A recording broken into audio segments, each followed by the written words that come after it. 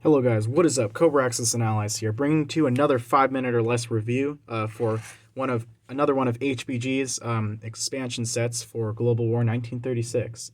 This one I'm gonna have to go pretty fast on because there's a lot to cover. Basically, this is the Alaskan Warriors set that they've offered. It's a pretty old expansion, and as you can see here, it's a little bit underwhelming when you get it. But I've got some custom painted units, as you can see here, that go with all of these these markers to make my game a little bit better. So as you can see here, you're going to get a couple of markers. You're going to get 6 railroad markers, and these Catalinas, you'll get one of those. It's an optional unit. You don't have to get. Basically, this has to do all about America supporting the Soviets across the Alaskan territories. So basically, overview. Alaska is divided into 4 territories, as all of you know. Roadless terrain. There is no land movement between any of the land zones in Alaska or adjacent zones. One unit can non-combat move through territories, but they must pay 5 IPCs. Basically, they're constructing roads. Sparsely populated. All regions in Alaska cannot build militia. Facilities cost +1 in Alaskan territories to build. And all attacking air units from Alaska suffer a -2 on all rules of combat, and carpet bombing is reduced to 2 die. Next up, we've got the Alaskan Territorial Guard, which is basically just a militia, and it's the only militia that you can build in Alaska as the Americans. Then we have the Northern Pacific Lend-Lease, which is represented by these 2 markers here.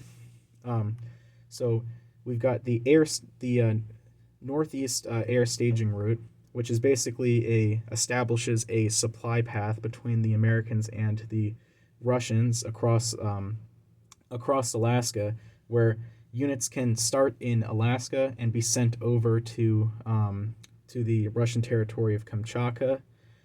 Creation of this pass allows the U.S. to build an airbase in Alaska.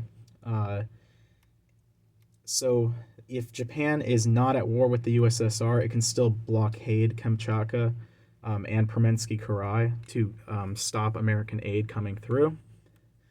And the Americans can trace a supply path into the Lena River, which is basically that one river that leads through the Russian Siberian to get to Novosibirsk.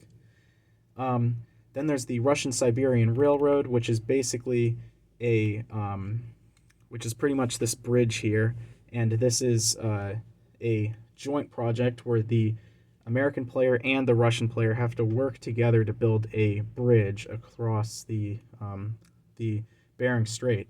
So the Alaskan Siberian Railroad, Russia and the USSR may jointly agree to build this railroad, and the U.S. must build a naval base in Alaska. The Russians have to have a Soviet naval base in Kamchatka. A train marker or a track marker is placed on British Columbia, Yukon Territory, Amur, and Matagon for the Russians and Americans. And then the the project is 3 turns to complete. The U.S. player must pay 888 and the Russian player 444. And then the rail bridge and that basically builds all the railways and naval bases. The rail bridge is an additional 5 IPP for 3 turns that both players must agree to purchase, which establishes the bridge between each power, and you can now send units across, which helps the Americans probably send Lend-Lease and even units over in non-combat moves. So yeah, that's pretty much all the units here, and the Catalina works like your standard seaplane for Global War 1936. So yeah, I hope you guys enjoyed this really fast review of the Alaskan Warriors expansion. This set only costs $7.95, so it's a decent little price for what you get, and to boost your forces in Alaska. So yeah, I hope you guys enjoyed this quick 5 minute or less review, and I hope to see you guys again. Cobra out.